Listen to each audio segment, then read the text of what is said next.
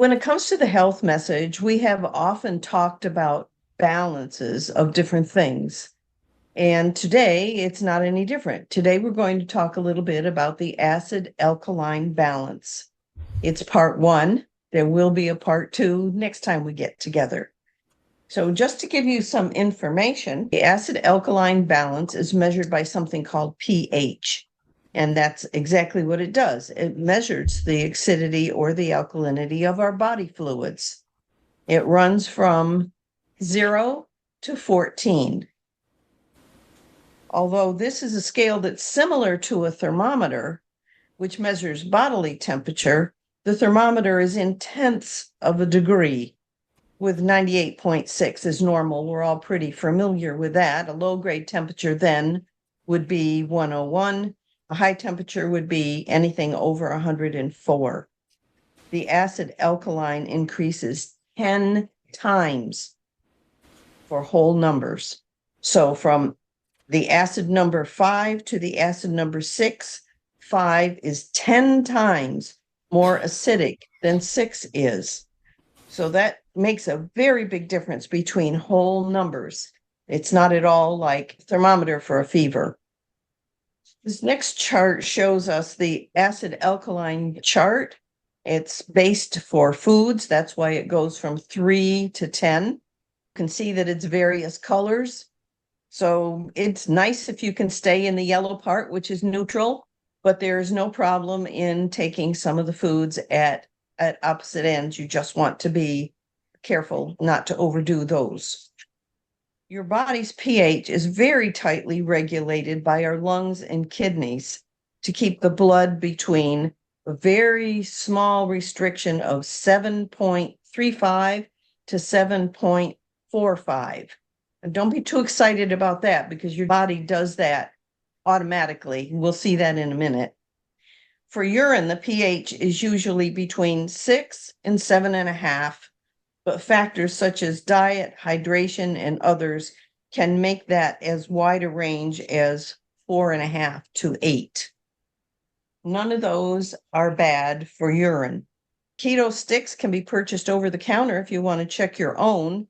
Please know that the numbers that I just gave are the ones that are valid, but it can be affected by diet, hydration, some medications. If you have an infection or kidney problems, that can affect your pH reading. Some people these days want to try to drink alkaline water, feeling that their bodies are too acidic. I don't know if that's a good idea or not. It doesn't make a whole lot of difference. It can improve hydration because it's water, right? They say you can decrease acid reflux, but that's not a solution for acid reflux, and I don't think it makes much difference on your pH value either. Bone health, I read that as well, and you might also read it, but that has minimal impact, if any at all.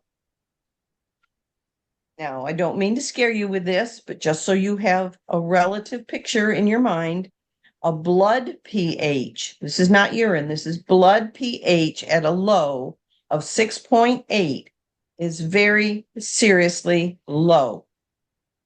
Similarly, a pH of high of 7.8 is seriously too high. These extremes are life-threatening. The organs will break down, and eventually, if it stays at that rate, you will die. Now, that doesn't happen very often because our body, the way God made it, kept the pH right where it needs to be, and it will sacrifice other organs' functions in order to do that. So I know this is a little academic of a subject, but the idea is balance. We need a balance in all things, and most of these things you don't need to worry about. God has supplied what we need to keep it like that without our input, as long as we don't get ridiculous. So the acid-alkaline balance was the same for Adam and Eve as it is for us. So where else in the 8 laws of health do we find balance? Let's go through them and see. Godly trust. In Joshua 24:15, we're reminded, trust ye this day whom you will serve.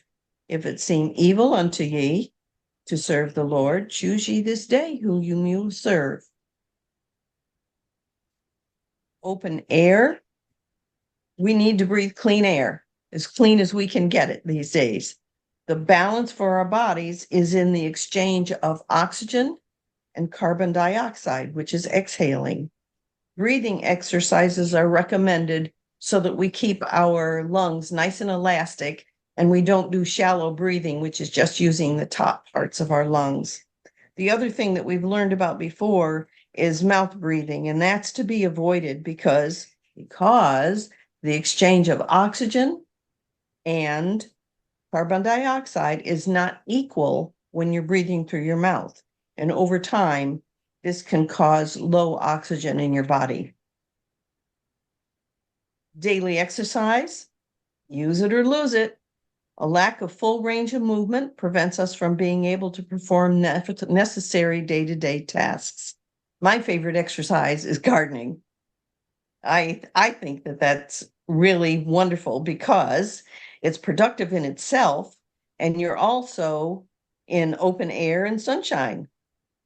So when we sit too much, our muscles get weak. Then we're limited in ability. Blood flow becomes inefficient and thinking gets difficult.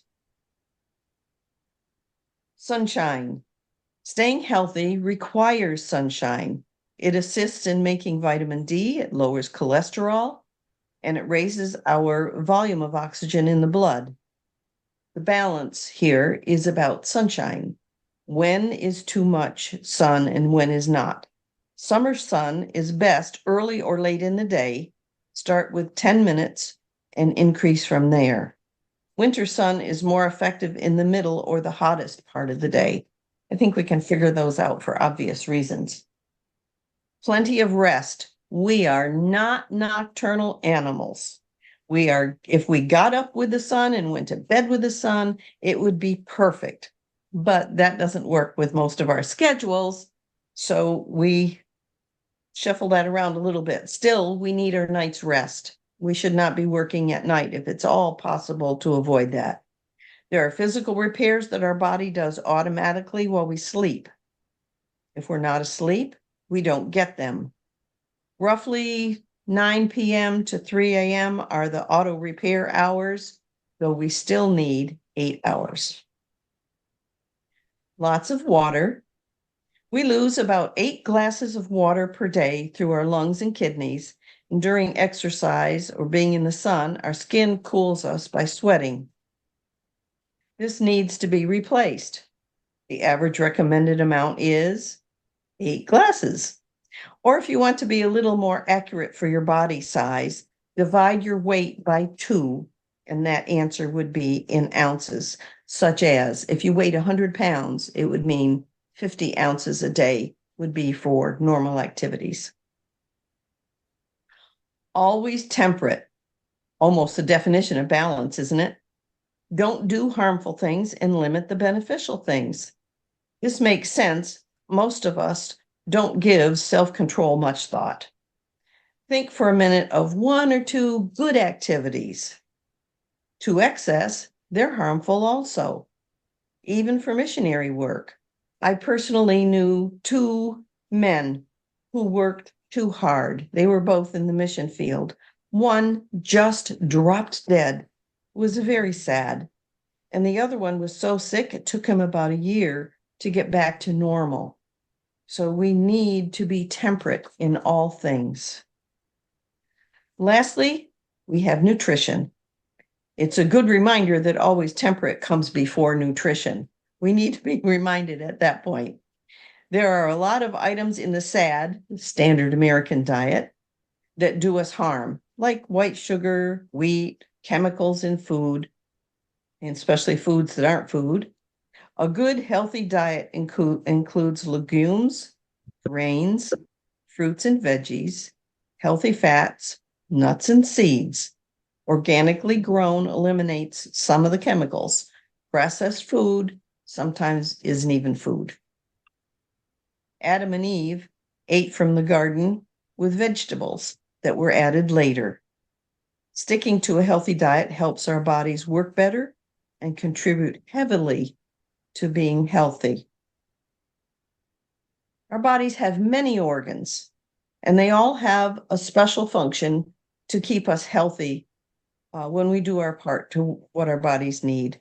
When one organ fails or isn't well, others will compensate and they'll help to fill in the gaps that are necessary. But this is only a temporary fix, so we try to not get ourselves into that situation. Most of us have not been taught about the organs and how they work together, so when we get sick, we don't understand. A perfectly created body, when well cared for, will serve us well. All of this is to glorify God. We pray and study to understand his character. When we believe, we will follow his will as though understanding it will also be our desire. Ultimately, the health message will produce pure blood, which enables our brains to function better, and our communication with God will bring us closer to him. That's the end of part 1 for today. We will do part 2 next time. I hope this is something that you can understand and learn from. We can all benefit by knowing more about our bodies. Thank you so much for listening.